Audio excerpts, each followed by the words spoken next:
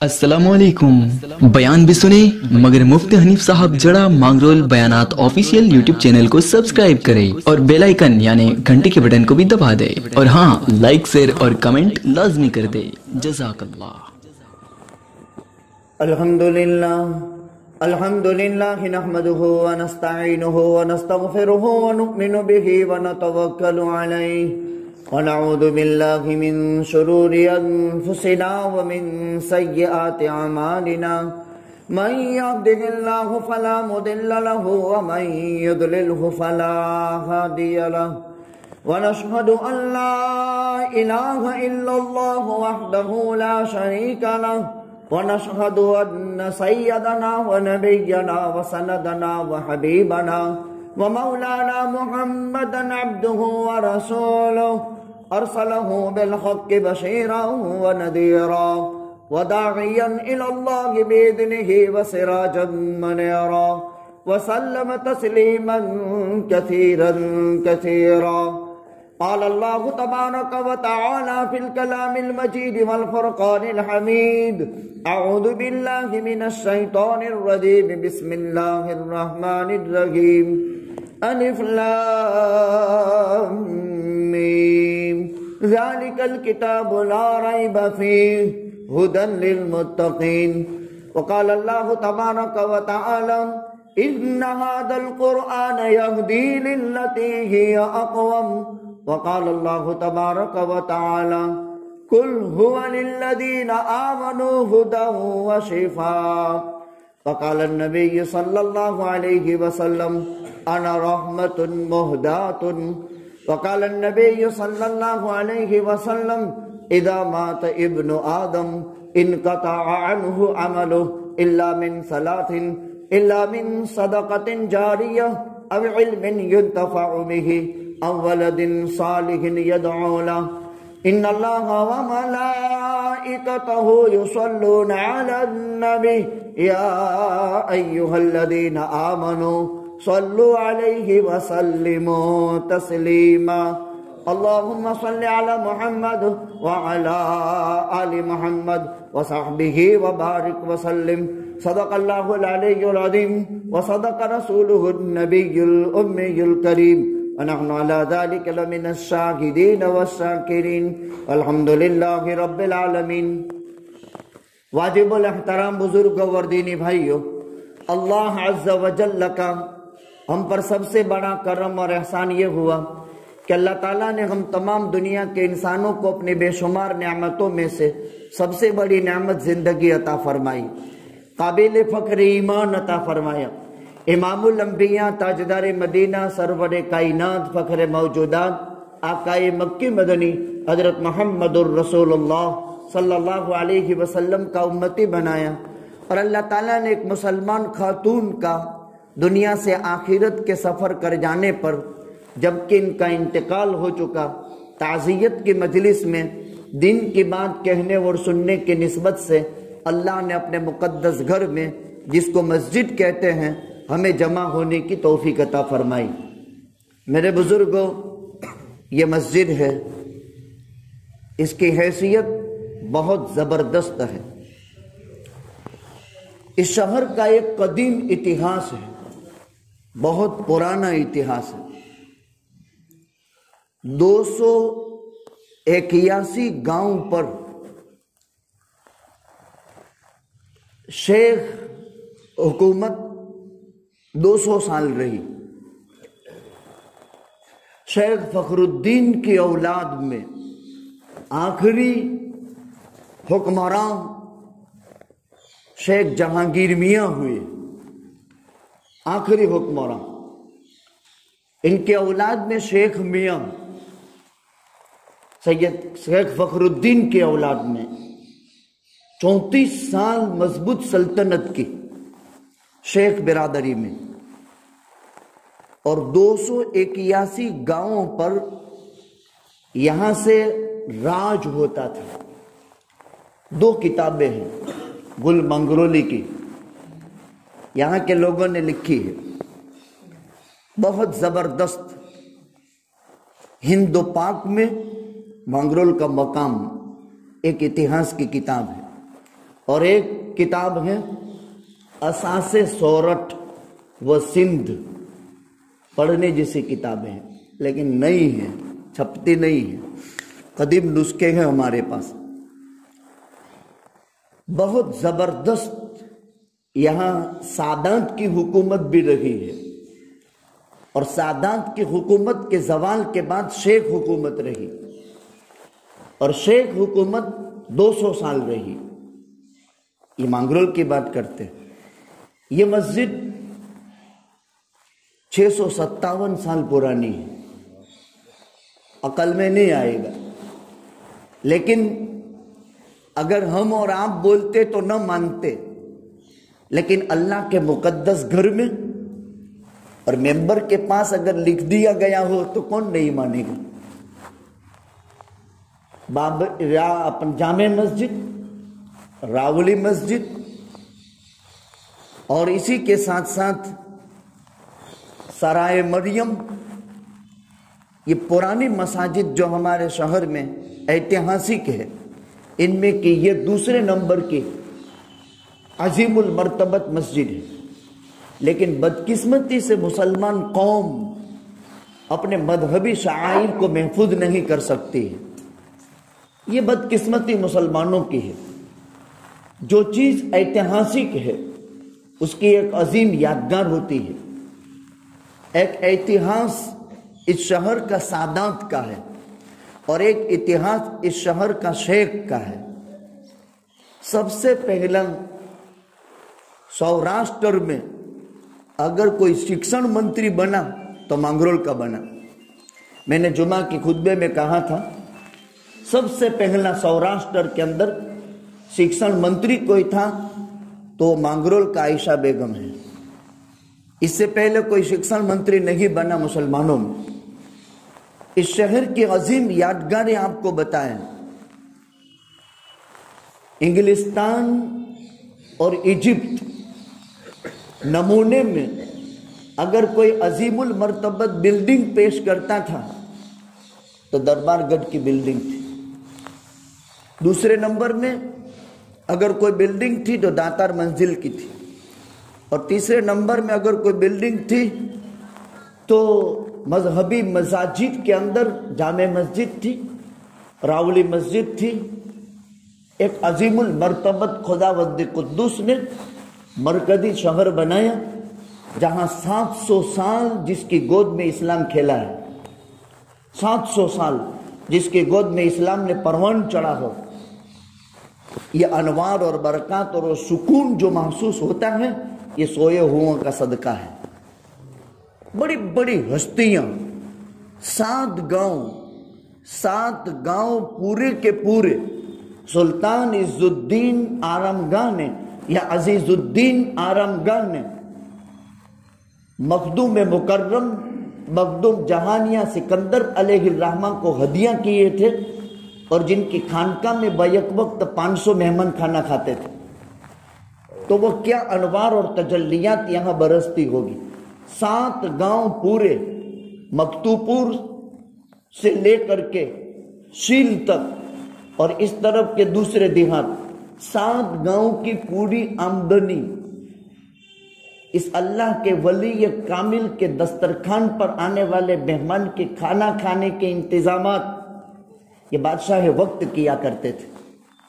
خیر، یہ تو شہر کی قدر میں نے سرخیاں آپ کی خدمت میں پیش کی۔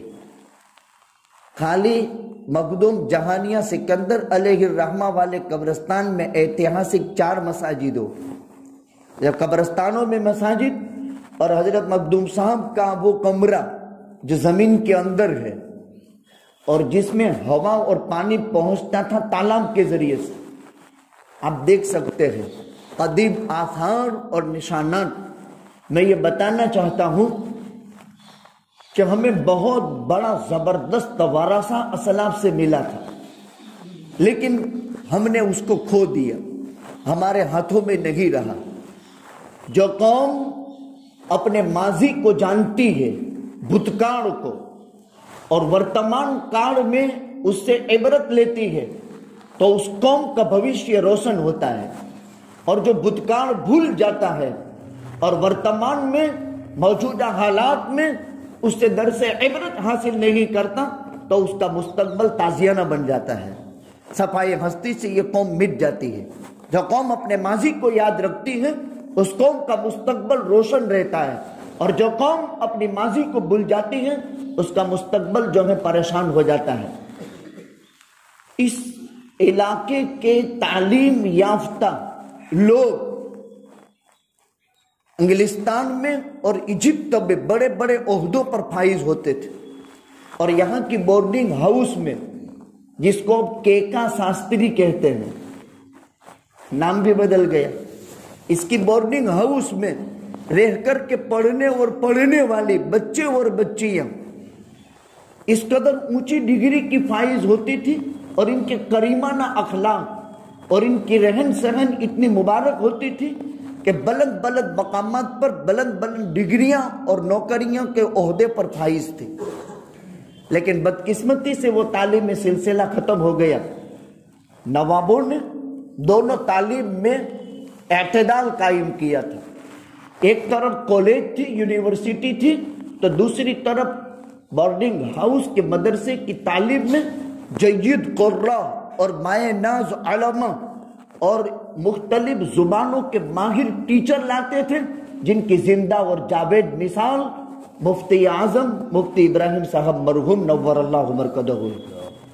یہ نواب کے وقت کے مفتی بھی تھے، اور خاص کر کے پرسین ٹیچر کی حیثیت سے ان کا یہاں تقرر ہوا تھا، اور اس زبان میں پرسین ٹیچر میں ان کا کوئی دوسرا مقام نہیں تھا، یعنی ان کے مقابلے میں کوئی دوسرے کو وہ مقام نہیں تھا۔ حضرت مفتی صاحب نے لمبے زمانے تک یہاں سکونت اختیار کی، اور ہمیشہ ہمیشہ کے لیے مخدوم جہانیہ سکندر علیہ رحمہ والے قبرستان میں آرام پا گئے۔ ان کے ہاتھ سے لکھی ہوئی کتاب حقیقت التصوف ہے، ان کے ہاتھ کی لکھی ہوئی کتاب انواع الشرک والطغیان ہے، ان کے ہاتھ کی لکھی ہوئی کتاب امید نجات ہے۔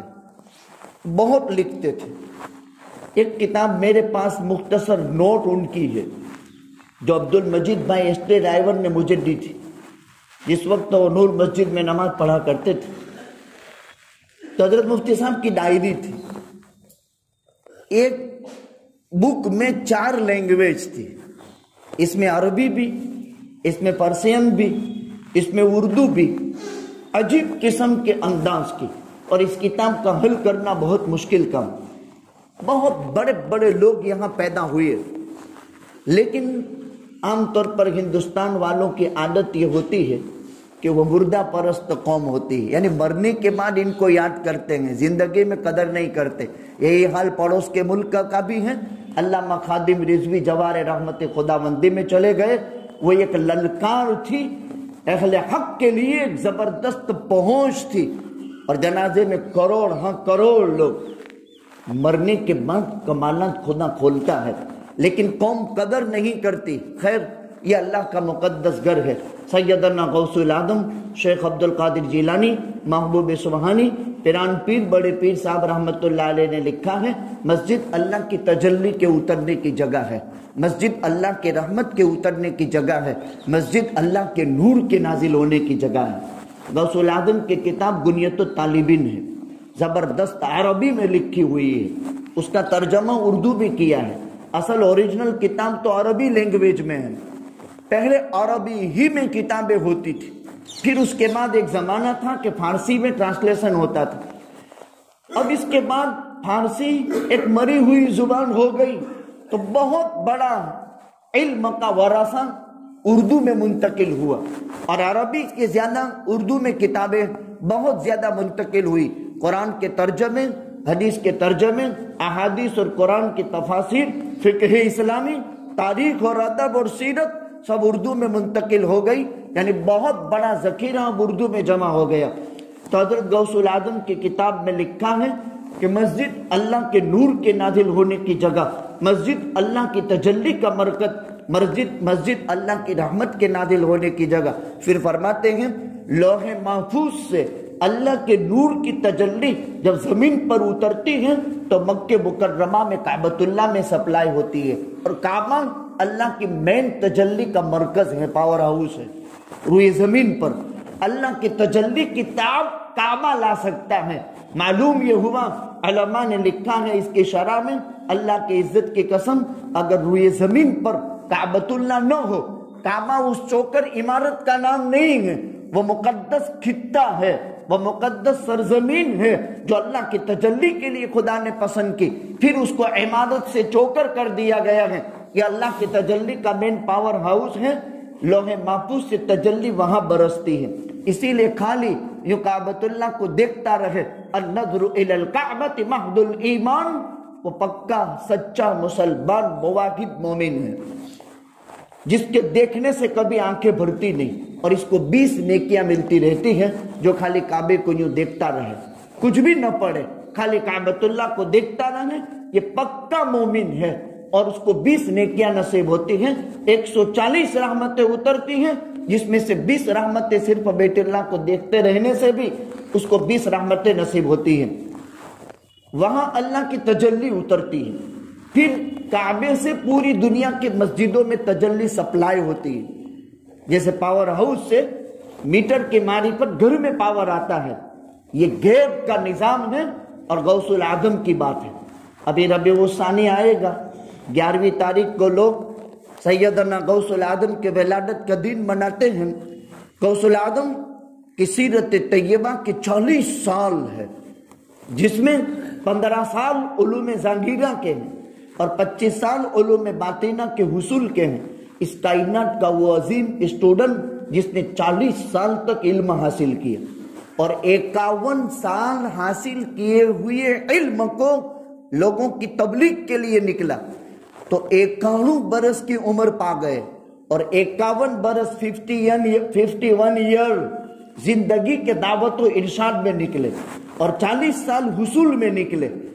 تو وہ فرماتے ہیں کہ اللہ کی تجلی کا مرکز کعبہ ہے، روئے زمین پر، جیسے آسمانوں میں بیت المعمور ہے، پھر دنیا کی مساجد ہے، اور دنیا کی مسجدوں میں جو مسلمان 5 ٹائم مسجد کی خبر گیری کے لیے آتا ہے اور نماز ادا کرتا ہے، وہ اپنے گھر میں اللہ کا نور لے کر جاتا ہے، اللہ کی تجلی لے کر جاتا ہے، اللہ کی رحمت لے کر جاتا ہے۔ اس لیے مسلمان کو مسجد سے جوڑا اور مسلمان کو قرآن سے جوڑا۔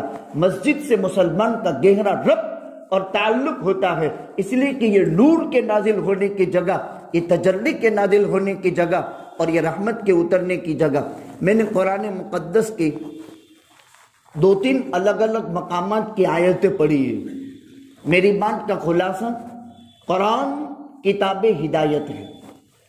اس ایک دعوے پر چند دلائل بیان کر کے آپ کو قرآن سے سمجھانے کی کوشش کریں گے۔ قرآن کتاب ہدایت ہے۔ قرآن کو قرآن کیوں کہتے ہیں؟ ایک مضمون دوسرے مضمون سے ملا ہوا ہے، ایک سورت کا ختم دوسری سورت کے آغاز سے ملا ہوا ہے، مربوط کلام ہے، جوائنٹنگ کلام ہے۔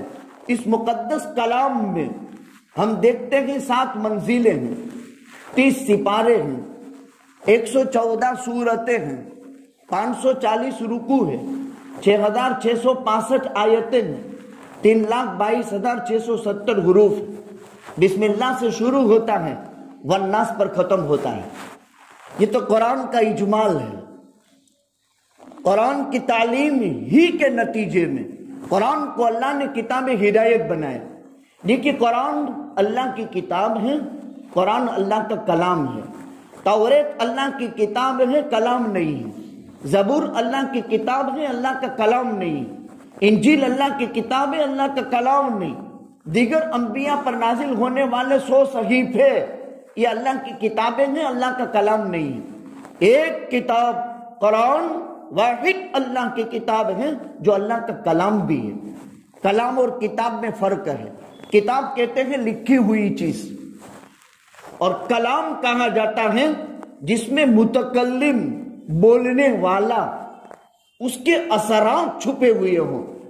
یہ توریت کو حاصل نہیں جو موسیٰ پر اتری تھی، یہ انجیل کو حاصل نہیں جو عیسیٰ پر اتری تھی، زبور کو یہ مقام حاصل نہیں جو داؤد پر اتری تھی، بلکہ قرآن کریم واحد کتاب ہے جو کلام اللہ ہے، اور کلام اللہ میں متکلم کے کلام کا اثر ہوتا ہے۔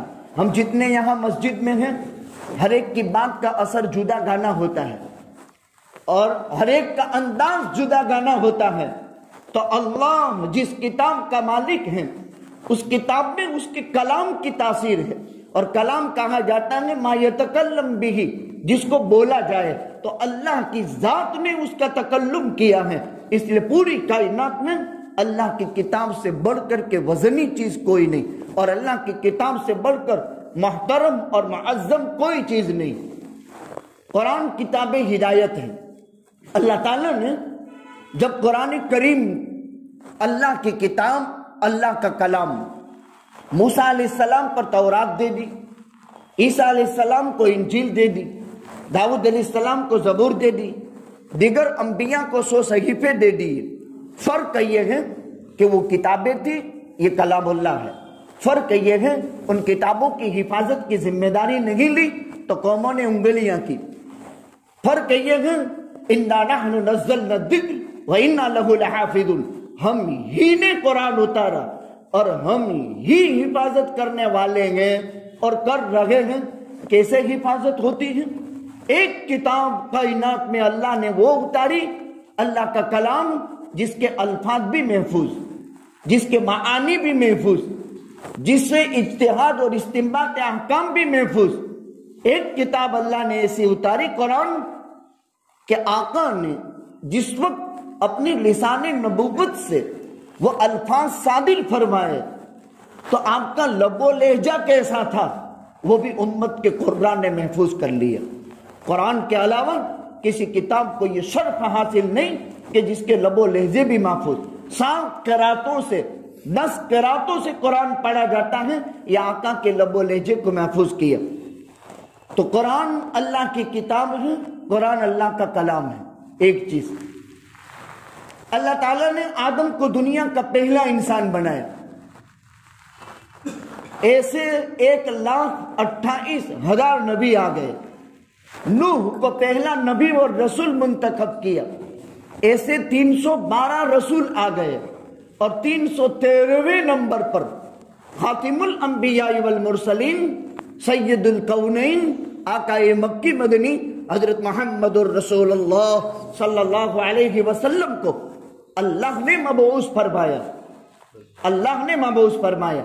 آپ خاتم الانبیاء والمرسلین، آدم علیہ السلام پر ایک ایمان لانا ہم پر فرض کہ وہ اللہ کے نبی ہیں، ہود پر اللہ کے نبی ہیں، ایک ایمان لانا فرض۔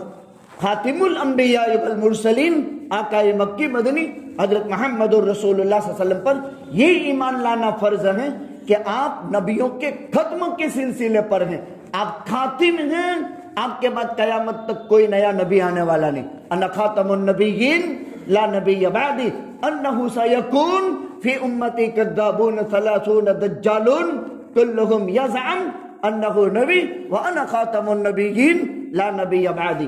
لیکن میرے بعد نبوت کے 30 جھوٹے دعوے دار کھڑے ہوں گے، وہ کذاب ہوں گے، وہ دجال ہوں گے، اور ختم نبوت پر کوئی بھی حملہ کرے تو میرا وہ امتی جو اس پر مقابلہ کرے اور وہ جام شہادت نوش فرما لے، تو اس سے بڑا عالی مرتبت اور اونچے مقام والا کوئی انسان نہیں ہو سکتا ہے۔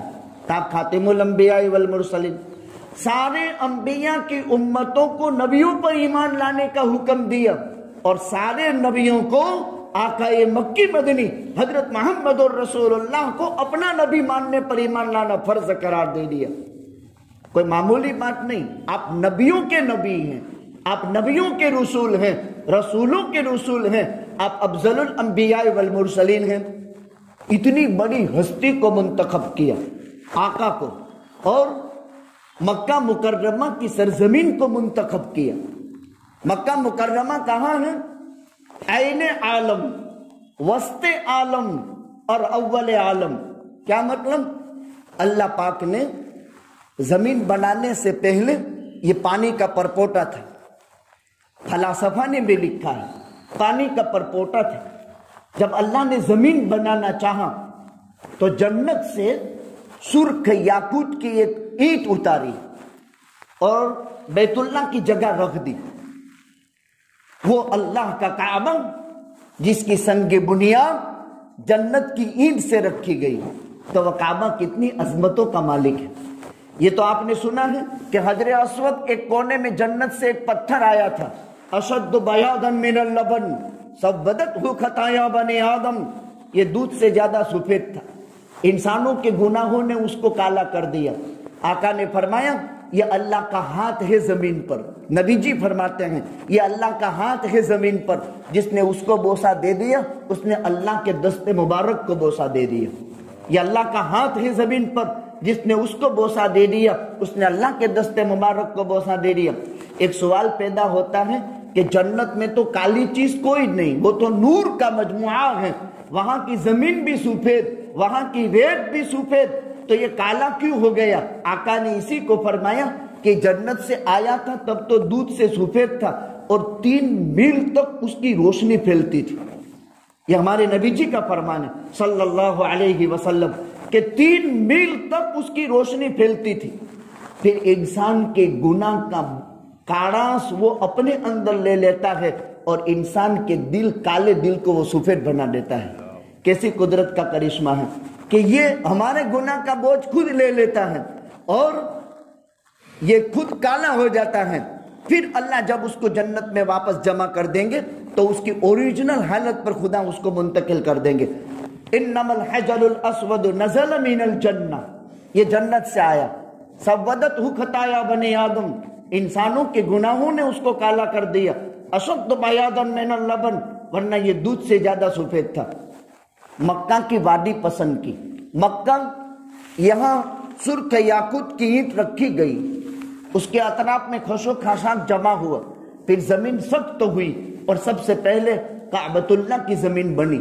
تو مکہ ان اول بیت وضع للناس للذی ببکۃ مبارکا وہدی للعالمین فیہ آیات بینات مقام ابراہیم ومن دخلہ کان آمنا وللہ علی الناس حج البیت من استطاع الیہ سبیلا۔ اول عالم، پوری کائنات کی زمین کا ابتدا دیکھنے ہیں تو قرآن بتاتا ہے کہ کائنات کی زمین کا آغاز مکے سے ہوا، کعبۃ اللہ سے ہوا۔ یہ وسط عالم ہے، اس کی چاروں طرف دنیا پھیلی ہوئی ہے، یہ سینٹر میں ہے۔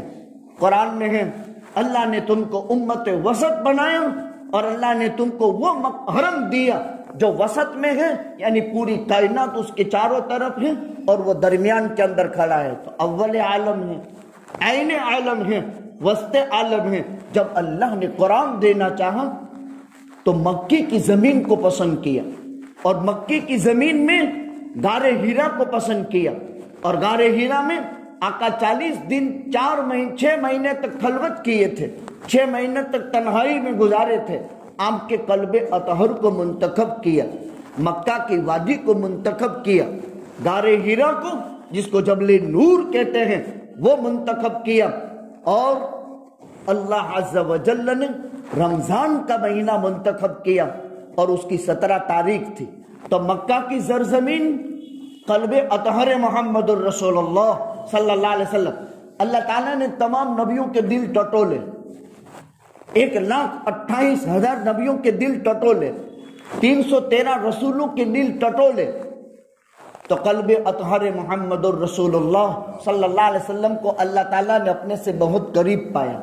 تو آپ کے قلب اطہر میں قرآن اترا اور جبریل آسمان سے زمین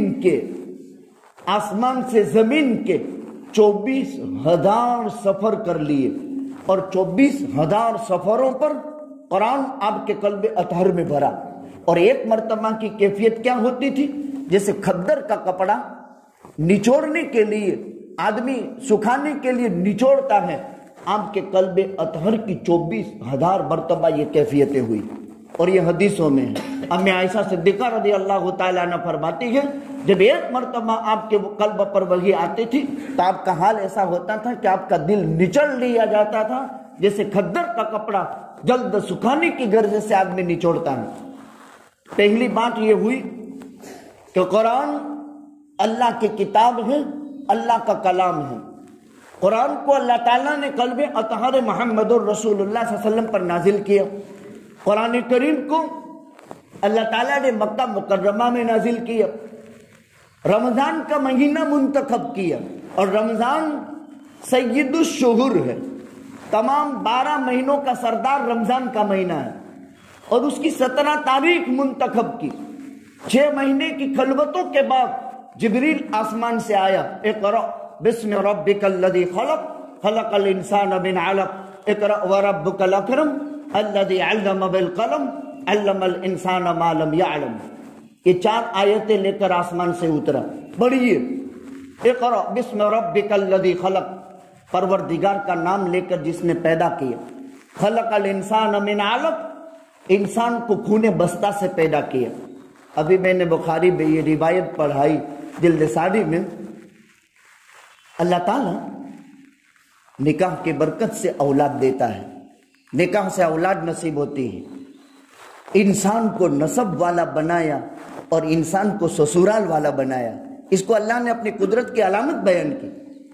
وَجَعَلَكُمْ نَسَبًا وَسِحْرًا، یہ 2 نعمتیں ہیں، اس لیے کہ زانی کا نسب کسی سے ثابت نہیں ہوتا، زنا سے نسب ثابت نہیں ہوتا، اور الیاذ باللہ ایسی اولاد پیدا ہو گئی تو مسجد کے امام نہیں بن سکتی۔ یہ عیب ہے، یہ پھٹکار ہے، یہ لعنت ہے، اور لعنتی آدمی کبھی مسجد کے امام کا مصلی نہیں سنبھال سکتا۔ یہ محراب نبوی صلی اللہ علیہ وسلم ہے، اس کے لیے اہلیت کی ضرورت ہے۔ اللہ نے نسبی شرافت انسان کو دی، جانوروں میں نسبی شرافت نہیں ہوتی، اسی لیے باپ سے نسب ثابت کیا، نسب باپ سے ثابت ہوتا ہے، اور خدا نخواستہ کسی سے غلط کام ہو گیا، اس کا نسب ماں سے ثابت ہوتا ہے، باقی سب کا نسب باپ سے ثابت ہوتا ہے۔ اللہ نے سسرالی رشتہ دیا، اللہ نے تم کو ذی رحم محرم نسبی رشتہ دیا، یہ اللہ تعالیٰ کی بہت بڑی نعمت ہے، اللہ کا بہت بڑا احسان ہے۔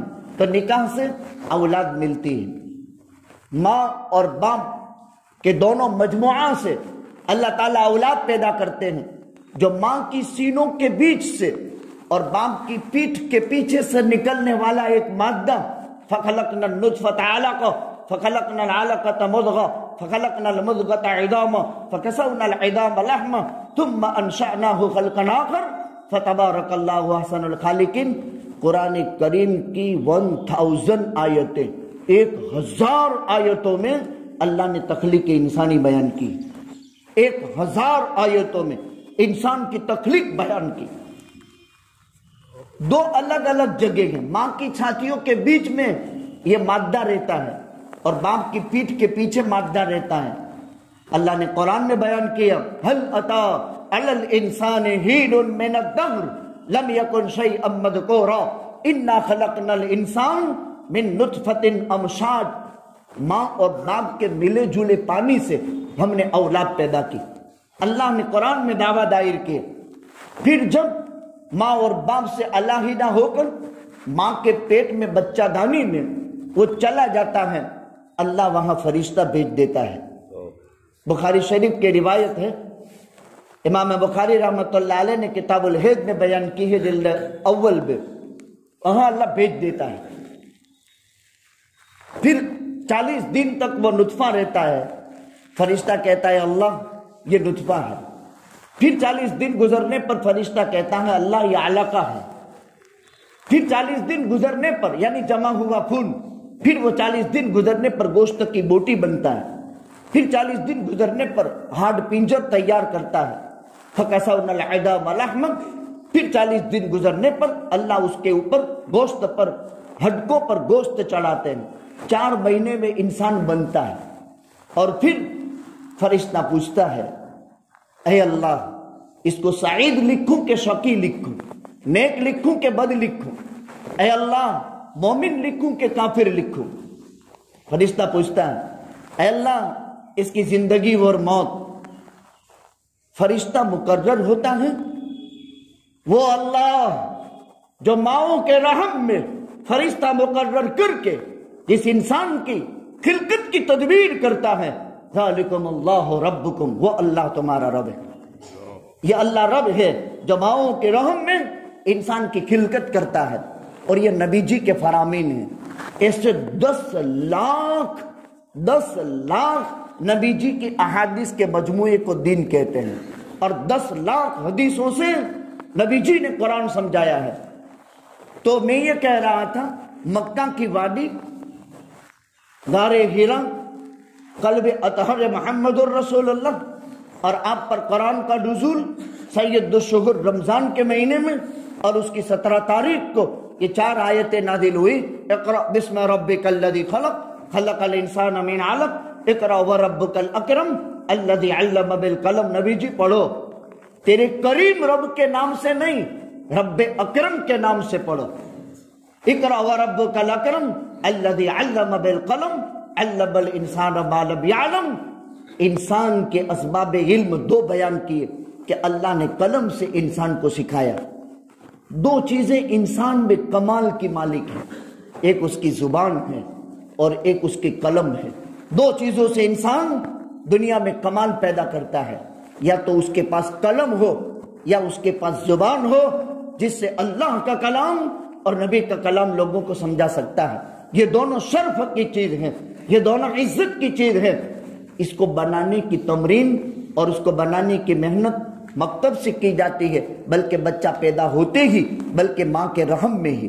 سیدنا غوث العظم شیخ عبد القادر جیلانی، محبوب سبحانی، پیران پیر، بڑے پیر صاحب رحمۃ اللہ علیہ، جب اپنی ماں سیدہ فاطمہ کے بطن میں تھے، باپ کا سایہ اٹھ چکا تھا، سیدہ نے کیسی حفاظت کی؟ کوئی شوبے والی خوراک بھی غوث العظم کے پیٹ کے زمانے میں ماں نے نہیں کھائی تھی، اور دودھ پینے کے زمانے میں بھی کوئی شوبے والی خوراک استعمال نہیں کی، اور بکثرت قرآن پڑھتی تھی جب وہ پیٹ میں تھے، اور بکثرت قرآن پڑھتی تھی جب وہ رضاعت کی مدت میں تھے، اور کبھی بغیر وضو کے دودھ نہیں پلایا۔ یہ مسئلہ بھی ہمیں معلوم ہے کہ عورت کے دودھ پلانے کی وجہ سے اس کا وضو ٹوٹتا نہیں ہے۔ سبیلین سے کوئی چیز نکلے تو وضو ٹوٹتا ہے، پیشاب پاخانے کے راستے سے۔ وضو کیا، بچے کو دودھ پلایا، نماز پڑھ سکتی ہے، اس لیے کہ دودھ سینے سے نکلنے سے کبھی وضو نہیں ٹوٹتا۔ غوث العظم کے والدہ کا تیسرا کردار یہ تھا، جب وہ بولتے سیکھے تھے تو 2.5 سپارہ قرآن کریم کے حافظ تھے، اور یہ شرف ماں کی تلاوت قرآن نے غوث العظم کو نصیب فرمایا تھا۔ خیر، ان کی سیرت اپنے جگہ پر، میں نے آیت پڑھی تھی، ان ھذا القرآن یہدی للتی ہی اقوم ذالک الکتاب لا ریب فیہ ھدی للمتقین۔ قرآن کتاب ہدایت ہے۔ مکہ کے مشرکوں پر آقا ان 4 آیتوں کو لے کر پہلے خدیجہ کے پاس گئے، پھر خدیجہ سے مکہ والوں کے پاس تشریف لے گئے۔ خدیجہ کے پاس لے جانے کا واقعہ بہت لمبا ہے، تو گھنٹے بھر کی تقریر ہے۔ خدیجہ نے زبان سے تسلی دی، دل سے تسلی دی، عمل سے تسلی دی۔ آقا اس کو قوم کے پاس لے گئے، یہ قرآن کے مخالف ہوئے، یہ قرآن کے باغی بنے۔ مکہ کے مشرک، جس میں ابو جہل، ابو لہب، عتبہ، شیبہ، ولید ابن مغیرہ، عاص ابن وائل، ابو جہل، یہ سب صنادید قریش تھے، جن کی مکے اور حجاز پر چلتی تھی، اور بہت بڑی سرداری ان کو حاصل تھی۔ تو وہ یوں کہتے تھے کہ 365 معبودوں سے ہمارا کام نہیں بنتا، اجعل الآلہۃ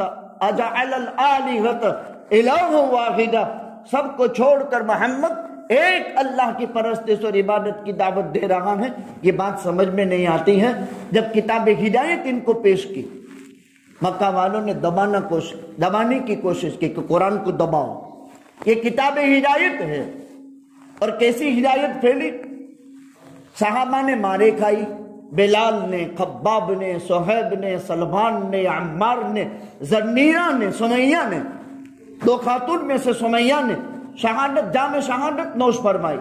زنیرہ کی آنکھ میں ابو جہل نے گھوسا مارا، دونوں ڈورے باہر نکال دیے، اسلام کے خاطر برداشت کیا۔ بلال کو سانکڑوں سے باندھا جاتا، خباب کو انگاروں پر لٹائے گئے۔ ان پریشانیوں کے حالات، قرآن آتا رہا، یہ لوگ قرآن سے استوار ہوتے رہے، قرآن کتاب ہدایت۔ ایک مرتبہ مکہ والوں نے سوچا، حرم میں بیٹھے، کہ محمد صلی اللہ علیہ وسلم اور ان کے دین کی دعوت نے تو ہم کو بے چین کر دیا ہے، جتنا اس کو دباتے ہیں اتنا ابھرتا ہے، اور ان کے متبعین کی تعداد تو بڑھتی چلی جا رہی ہے۔ آخر اس کے پاس ہے کیا چیز کہ جس کی وجہ سے مار کھا کر بھی یہ پرا بندہ پروانے اس کو چھوڑنے کے لیے تیار نہیں. کوئی حبشہ سے آیا، کوئی فارس سے آیا، کوئی روم سے آیا، کوئی کہاں سے آیا، کوئی کہاں سے آیا، اور ان کی تعداد بڑھتی ہی چلی جاتی ہے. تو اب ان کا کیا کیا جائے؟ تو سب سے بڑا فصیح اللسان پورے عرب میں عتبہ ابن مغیرہ تھا. فصیح اللسان، اس کی زبان میں مقناطیسی اثر تھا. اس نے کہا میرے ذمے میں کر دو، میں ابھی ان کا کام پورا کر دوں گا. جن سے تم عاجز آ چکے ہو، ان کے قرآن سے بڑھتی ہوئی تعداد کی وجہ سے تم پریشان ہو، اور ان کے مذہب کی بڑھتی ہوئی مقبولیت سے تم بے چین ہو، میں ابھی اس کو زیر کر دیتا ہوں. تو سب بہت خوش ہو گئے، کہا کہ بہت بہت بہت مبارک، اور آج شام سے پہلے ہم نتیجہ چاہتے ہیں. وہ گیا.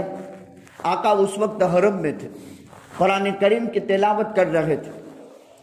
سورہ حامیم فصلت کی آیت تلاوت کر رہے تھے. یہ پہنچا اور جا کر کے آقا کے پاس دیکھا، آپ کے صحابہ تشریف رکھتے ہیں. پھر اس نے کہا اے محمد صلی اللہ علیہ وسلم، ہمارے اور آپ کی قوم کے درمیان میں جو اختلاف ہے اس کو ختم کرنے کے لیے، کوئی نسخہ تجویز کرنے کے لیے میں آپ کے پاس آیا ہوں. ہم یہ چاہتے ہیں پورے مکہ والے کہ آپ کو پورے مکہ کی سرداری دے دیں، آپ سب کے رئیس بن جائیں، عہدہ اور کرسی. آقا نے سن لیا.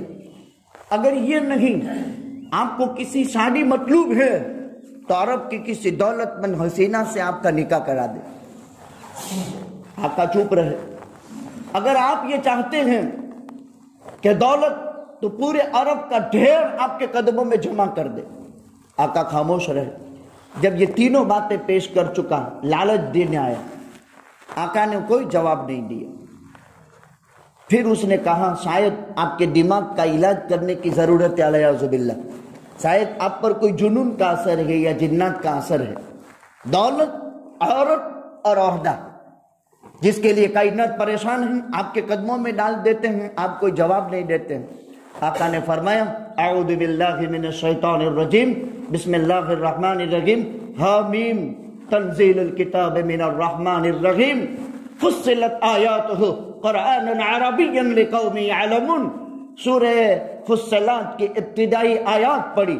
وہ بیٹھا ہوا تھا، دو قدموں پر بیٹھ گیا اور ادب کے ساتھ زانوئے ادب ٹیک لیے اور اپنی نگاہ نیچی کر لی اور دونوں ہاتھ زمین سے جو ہے لٹکا دیے اور خاموشی کے ساتھ قرآن سنتا رہا سنتا رہا سنتا رہا. آقا تلاوت فرماتے رہے. قوم کے پاس گیا، اتنا منہ بنا کر کے گیا، قوم سمجھ گئی کہ بجائے اس کا جادو محمد پر چلے صلی اللہ علیہ وسلم، محمد کا جادو اس پر چل گیا لگتا ہے، اور سب کے موڈ بگڑ گئے. قرآن کتاب ہدایت ہے. وہ کہتا ہے خدا کی قسم میں نے دنیا کے بڑے بڑے درباروں کو فتح کر لیا ہے اور دنیا کے بڑے بڑے شہنشاہوں کے قلوب جیت لے ہیں. مالک کی عزت کی قسم یہ انسانوں کا کلام نہیں ہے، انسانوں کے مالک اللہ کا کلام ہے، اور اس کے کلام میں عجیب مقناطیسی اثر ہے جو میرے دل پر بھی اثر کر گئی. محمد کو ان کے حال پر چھوڑ دو صلی اللہ علیہ وسلم. یہاں تک کہ اگر وہ غالب آ گئے تو ہماری عزت ہے، اور اگر وہ مغلوب ہو اور اگر ہم ان سے لڑیں گے تو کوئی فائدہ ہمارا نہیں، اس لیے کہ ہماری ہی قوم کا ایک آدمی، عرب کا سب سے چرب اللسان انسان، فصیح اللسان انسان، قرآن کتاب ہدایت اس پر اثر کر گئی، لیکن اپنے عہدے اور اپنی وجاہت کی وجہ سے وہ قبول نہیں کیا اور بدر میں مارا گیا. دیکھیے دنیا کا فاتح اعظم جس کے سامنے گلی میں راستے میں شیطان مقابلہ نہیں کر سکتا تھا، وہ حضرت عمر ابن الخطاب رضی اللہ تعالی عنہ. جب عتبہ کی مشینری فیل ہو گئی تو اب عمر تو بہت بڑے بہادر تھے. وہ کتکا مار کر کے گھوڑے کی پشت پر بیٹھ جایا کرتے تھے، بہت بہادر تھے. عرب کا باقا جوان تھا اور شکار کے بھی شوقین تھے، لڑائی کے بھی عادی تھے، بہت جوان مرد طاقتور. ایک مرتبہ سوجی کیا کہ دربار نبوت کی طرف ننگی تلوار لے کر کے نکل پڑے. راستے میں کوئی صحابی کی ملاقات ہو گئی. کہا عمر، اب ان کا ظاہر دیکھ کر کے سمجھ گئے فرمایا کہ پہلے اپنے گھر کی خبر لو، جس نئے دین کی دعوت پر تم زیادہ یہ ہوئے ہو تو پہلے تمہارے بہن اور بہنوئی کی خبر لو۔ وہ گئے تو بہن اور بہنوئی حضرت خباب بن ارت سے قرآن کریم پڑھ رہے تھے، اور قرآن کریم استاد پڑھا رہے تھے، دونوں سیکھ رہے تھے۔ حضرت عمر کے کانوں میں پڑ بھی گیا، بڑے جلال میں ننگی تلوار لے کر بہن بہنوئی کو مارا۔ ایک لمبا قصہ، مختصراً یہ۔ پھر حضرت خباب بن ارت نے قرآن کریم سنایا، کہا تم کیا پڑھ رہے تھے ذرا بتاؤ؟ تو پڑھ دیا طٰہ ما انزلنا علیک القرآن لتشقی الا تذکرۃ لمن یخشی تنزیلا ممن خلق الارض والسماوات العلی الرحمن علی العرش استوی لہ ما فی السماوات وما فی الارض وما بینہما وما تحت الثری وان تجہر بالقول فانہ یعلم السر واخفی اللہ لا الہ الا ہو لہ الاسماء الحسنی۔ یہاں سے دربار نبوت کی طرف آگے بڑھے، وہی تلوار ہاتھ میں ہے۔ حضرات صحابہ کرام نے دیکھا، آقا سے فرمایا، آقا نے فرمایا کوئی بات نہیں، آنے دو۔ کیوں؟ 40 جنتی مردوں کی طاقت آقا دنیا میں رکھتے تھے، 40 جنتی مردوں کی طاقت آقا دنیا میں رکھتے تھے، اور مکہ کے مشرک مانتے تھے امیہ ابن خلف جیسا کٹر دشمن کہ اگر نبی کسی سے یوں کہہ دے کہ میں قتل کروں گا، قتل تو آپ سے بہت دور کی بات، لیکن تھوک بھی دے تو بھی مر جائیں گے۔ 40 جنتی مردوں کی طاقت حدیث میں لکھی ہے۔ آقا نے فرمایا آنے دو، آئے، اشہد ان لا الہ الا اللہ و اشہد ان محمد رسول اللہ۔ قرآن کتاب ہدایت ہے۔ پھر کیا مقام ہوا سیدنا عمر ابن الخطاب رضی اللہ تعالیٰ عنہ کا، کہ جن کی زندگی میں 10 سال 6 مہینے 11 دن خلیفۃ المسلمین بنے تو دنیا کے اندر اسلام پھیلا۔ قرآن کتاب ہدایت ہے۔ طفیل ابن عمرو الدوسی بہت بڑا شاعر تھا، جن کے شاعر کا اور جن کے ادب کا ایک چرچا تھا۔ جب وہ مکے آئے تو سارے لوگ جمع ہو گئے اور کہا اس سے یعنی محمد صلی اللہ علیہ وسلم سے تو دور رہنا، اس کے کلام میں جادوگیری کا اثر ہے، وہ دوست سے جدا کر دیتا ہے برائیاں کی۔ تو وہ کان میں روئی بھر لیتا تھا۔ ایک مرتبہ رات کو جب حرم میں پہنچا تو آقا مشغول تھے قرآن کی تلاوت میں، والطور وکتاب مستور فی رق منشور والبیت المعمور والسقف المرفوع والبحر المسجور ان عذاب ربک لواقع ما له من دافع۔ یہ آیتیں پڑھ رہے تھے، اس نے سنا اور سن کر کے گرویدہ ہوا، اور پورے قبیلے کے لیے اسلام کا سبب بن گیا۔ قرآن کتاب ہدایت ہے۔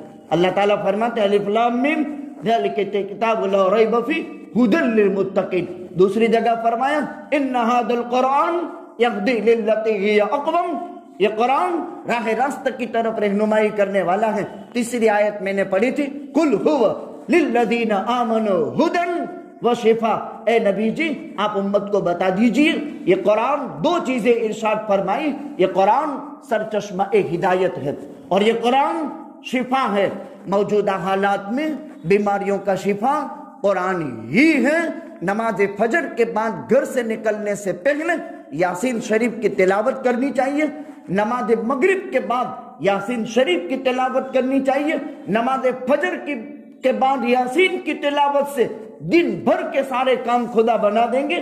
ہر انسانی شیطانی شرارت سے، آسمانی سلطانی آفت سے خدا محفوظ کر لیں گے۔ رات کو یاسین کی تلاوت اللہ کی خوشنودی کے لیے کرنے سے خدا مغفرت فرما دیتے ہیں۔ اگر رات کو موت ہو گئی تو شہادت کی موت مرے گا۔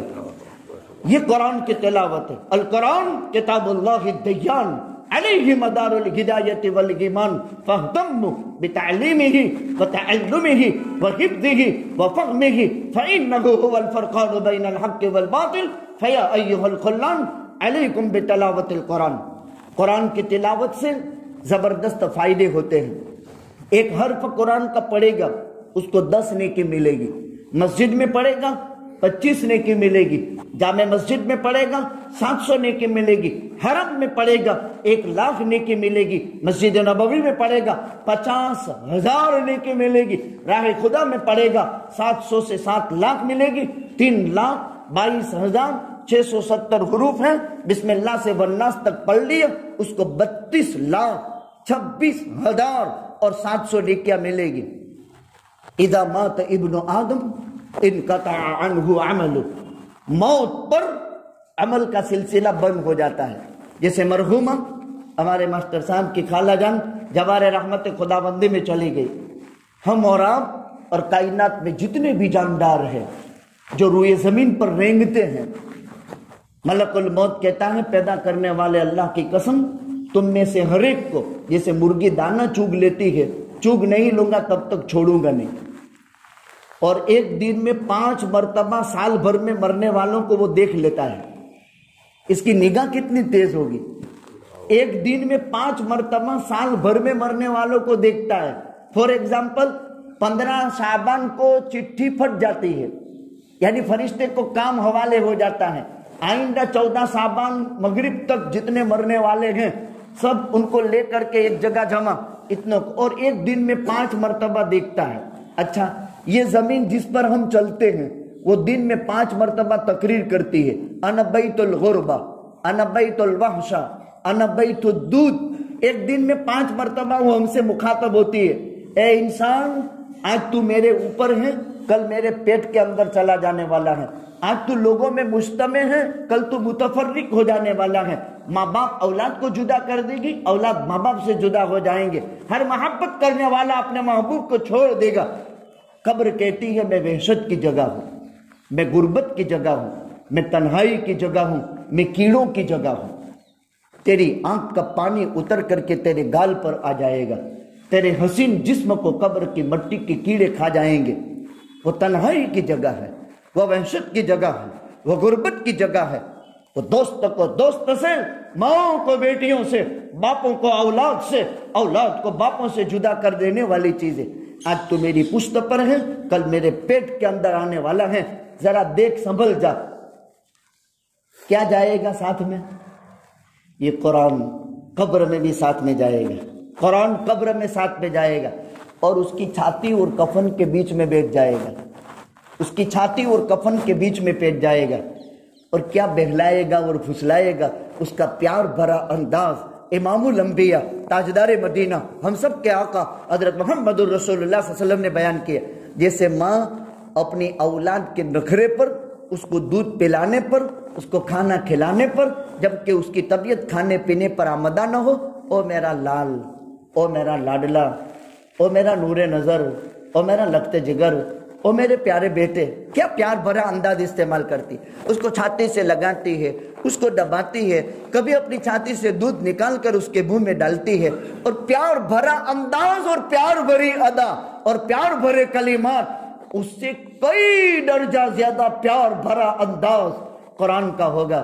او حافظ صاحب، او قرآن کے پڑھے ہوئے، تو نے دنیا میں پڑھا تھا، مجھے میری خبر گیری کی تھی، مسجد کے جزدان سے نکال کر نماز فجر اور عشاء کے بعد اور مغرب کے بعد تو مجھے پڑھتا تھا. تو نے مسجدوں کی خلوتوں میں مجھے پڑھا، مسجدوں کے محرابوں میں پڑھا، تو نے اپنے گھر کے اندر میں مجھے پڑھا. آج جب کہ تنہائی کی اور وحشت کی جگہ میں تو آیا ہے، میں تیرا ساتھی ہوں، میں تیرا مونس ہوں، میں تیرے لیے دل بہلانے والا ہوں. اور اتنا ہی نہیں، جتنا قرآن یاد اتنی اونچی جنت خدا دیں گے. یقال لصاحب القرآن اقرا ورقِ ورتل کما كنت ترتل فی الدنیا فإن منزلتک عند آخر آیۃ تقرؤها. پورا قرآن یاد کر کے گئے تو 6665 قرآن میں آیتیں ہیں. 6665 ماڑ کی بلڈنگ. ہمارا نبی فرماتا ہے جن پر ہمارا ایمان ہے، جن سے محبت رکھنا ایمان ہے، اور اس نبی سے محبت جس کے دل میں نہیں وہ کافر ہے. وہ نبی یوں فرماتا ہے اتنی بڑی عظیم بلڈنگ اللہ اس کو عطا فرمائیں گے قرآن کی نسبت پر. ارے یاد رکھو، ان عرب کے بدوؤں پر کوئی حکومت کرنے کے لیے تیار نہیں تھا، جن کو جوہلائے عرب کہتے تھے. خدا کی قسم، اقرا ابن حابس اپنی پیٹ کی 7 بیٹیوں کو زمین میں زندہ دفنا چکا تھا. وہ آقا کی خدمت میں حاضر ہوا. آپ حسن حسین میں سے کسی کو بوسہ دے رہے تھے.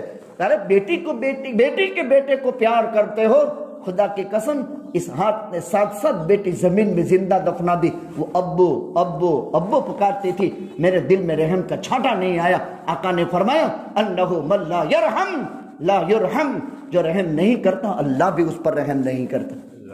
پھر بھی وہ ایمان لائے تو قبول کر لیا. اقرا کو وہ زمانہ جاہلیت جس کے دل کی سختی یہ تھی کہ پیٹ کی سگی بیٹی کو زمین میں زندہ دفن کرتے تھے 2 وجہ سے. میرے گھر منگیتر بن کر کے میرا کوئی داماد بن کر کے آئے, میری بیٹی کا رشتہ لے کر کوئی آوے. یہ شرم کی بات سمجھتے تھے, اور سمجھتے تھے کہ لڑکا ہو تو گزر بسر کر کے لے کر آئے گا, میرا پیٹھ بنے گا, آسرا بنے گا. لڑکی کیا کرے گی؟ تو اولاد کو رزق کی تنگی کے خوف سے بھی قتل کرتے تھے, اور اس وجہ سے بھی قتل کرتے تھے. قرآن نے دونوں سبب بیان کیے. لا تقتلوا اولادکم خشیت املاق وَإِذَا الْمَوْءُودَةُ سُئِلَتْ بِأَيِّ ذَنبٍ کو وہ زمانہ تھا. وہ بکریوں کی اور اونٹوں کی لینڈیوں میں کھیلنے والی قوم تھی. وہ جوہلائے عرب تھے جن کے دلوں کی سختی یہ تھی, جن کے ہاتھ کام یہ تھے, ان پر حکومت کرنے کے لیے کوئی تیار نہیں. قلب اطہر محمد الرسول اللہ صلی اللہ علیہ وسلم پر نازل ہونے والی کتاب ہدایت نے پوری کائنات کے اندر ان کو چمکا کر کے رکھ دیا, اور محمد الرسول اللہ صلی اللہ علیہ وسلم نے حجاز سے لے کر کے پوری کائنات کے اندر ان کا ڈنکا بجا دیا. اور ان کو کہا گیا اولئک اصحاب محمد کانوا افضل هذه الامه, ان کے بابت کہا اولئک اصحاب محمد کانوا افضل هذه الامه, اس امت کا سب سے افضل طبقہ یہ ہے. اختارہم لصحبت نبیہ, اللہ نے ان کو چنا تھا اپنے نبی کے لیے. اللہ ایسوں کو چنتا ہے جن میں شراب عام, جن میں ساری برائی عام, لیکن نبی کی نسبت پر کیا ہوا؟ اختارہم لصحبت نبیہ ولاقامت دینہ فاعرفوا لهم فضلا واتبعوا علی اثرہم وسننہم فانہم اساس لمن اہتدی. یہ مقدس طبقہ بنا. اللہ تعالی ہمیں اس کتاب ہدایت سے زیادہ استفادہ کی توفیق بخشے. یعنی ہم زیادہ سے زیادہ خود بھی قرآن پڑھیں, اپنے اولاد کو قرآن پڑھائیں. قبر میں یہ چیز ساتھ آنے والی ہے. دیکھو حالات تو ہے, بیماریاں اگر ہے تو وہ اللہ بہتر جانتا ہے, لیکن ہمیں تو مسلمان کو تو دن میں 5 مرتبہ وضو, فرض نماز میں 4 نفل نماز میں 9 بڑھ گئے, 3 مرتبہ کھانا ہوتا ہے, 10 11 نے 12, تو 12 مرتبہ تو وہ ہاتھ دھوتا ہے. اب کون سا سینیٹائز کرے گا؟ یہ اسلام میں 13 مرتبہ تو دھونا ہی پڑتا ہے نا. 5 فرض نمازیں, تہجد, اشراق, چاشت, اوابین, اگر کوئی نہ پڑھتا ہو تو 5, اور 3 مرتبہ کھانے سے پہلے دھوتا ہے. 5 3 8 ہو گئے, تو 8 مرتبہ تو یوں بھی وہ ہاتھ دھوتا ہے. اسلام ایک بلیغ مذہب ہے, ایک کامل مکمل مذہب ہے جس میں ساری گائیڈ موجود ہے. لیکن وبا وقتی ہوتی ہے اور کنٹرول اللہ کا ہوتا ہے. وبا میں انسانوں کا کنٹرول نہیں ہوتا. تو یہاں تو کچھ کنٹرول بھی کسی کا ہے. ہم کسی پر تعریض اور تنقیص نہیں کرتے, لیکن مسلمان سے حساس اور بیدار مغز اور چالاک اور سمجھدار اور قانون کو فالو کرنے والی اور کوئی قوم صفائی ہستی پر نہیں. اس لیے کہ علم اس کے پاس ہے, اخلاق اس کے پاس ہے, کیریکٹر اس کے پاس ہے, تعلیم اس کے پاس ہے, لیکن اس کا استعمال ضروری ہے. مرحومہ جوار رحمت خداوندی میں چلی گئی. انسان جب چلا جاتا ہے اب کچھ عمل قبر میں نہیں کر سکتا. ہاں, انبیاء اپنی قبروں میں نماز بھی پڑھتے ہیں. انبیاء کا حال الگ ہے, صالحین امت کا حال الگ ہے. اب عمل کا سلسلہ ظاہر میں جب بند ہو گیا تو انسان کو ضرورت ہے, اس کے لیے یہ مجمع جمع ہوا کہ ہم اجتماعی طور پر ایصال ثواب کی مجلس رکھیں. تو آسان طریقہ یہ ہے, 1 مرتبہ درود شریف پڑھا جائے, 3 مرتبہ قل هو اللہ احد کی پوری سورت پڑھی جائے, اور 1 مرتبہ آخر میں درود شریف پڑھا جائے. اتنے عمل پر 1 قرآن کا ثواب ملتا ہے. یہ ایک عمل ہے, اس پر 1 قرآن کا ثواب ملتا ہے. ایسی قرآن کریم کی 11 سورتیں, 11 پڑھ لے اور ایک تعداد کے ساتھ. لیکن میں نے صرف 1 سورت مختصر جامع ترین پورے قرآن میں توحید کا خلاصہ, اور سیدنا غوث العظم شیخ عبد القادر جیلانی بڑے پیر صاحب نے فرمایا پورے قرآن میں توحید کے جتنے بھی مضامین ہیں وہ اس صورت میں اللہ نے جمع کر دیے. پورے قرآن میں 3 ٹاپک ہیں, توحید, رسالت اور آخرت. اس میں توحید سورہ اخلاص میں بڑھ دی ہے. 1 مرتبہ پڑھ لو گے تو 10 پارے ہو گئے، 2 مرتبہ پڑھ لیں گے 20 پارے ہو گئے، 3 مرتبہ پڑھ لیں گے 30 پارے ہوں گئے۔ اب خالی ایک مرحومہ کی نیت نہ کریں، نیت میں وسعت رکھیں، بخل نہ کریں۔ نیت المومن خیر من عملہ، نیت مومن کے عمل سے بہتر ہے۔ عالم کے مرحومین مسلمین کی نیت کر لو خالی، اور یہ وظیفہ پڑھ لو، انشاءاللہ ہمارا وظیفہ پورا ہونے کے ساتھ ہر ایک کی قبر میں ایک ایک قرآن پہنچے گا، اور ان کو بہت انتظار ہے ہمارے ایصال ثواب کا۔ اس لیے اپنے مرنے والے مرحومین کے لیے بھائیو، بزرگوں، دوستوں، عزیزوں، 24 گھنٹے میں ایک مرتبہ تو یہ عمل کر لو، تاکہ ان کی قبر کے اندر فرشتے نور کے تھالوں میں ان کی قبر کے اندر ان کو پیش کرے۔ اتنے خوش ہوں گے کہ ان کی خوشی کو ہم الفاظ میں نہیں بیان کر سکتے۔ وظیفہ پڑھ لو، دعا کر لیں۔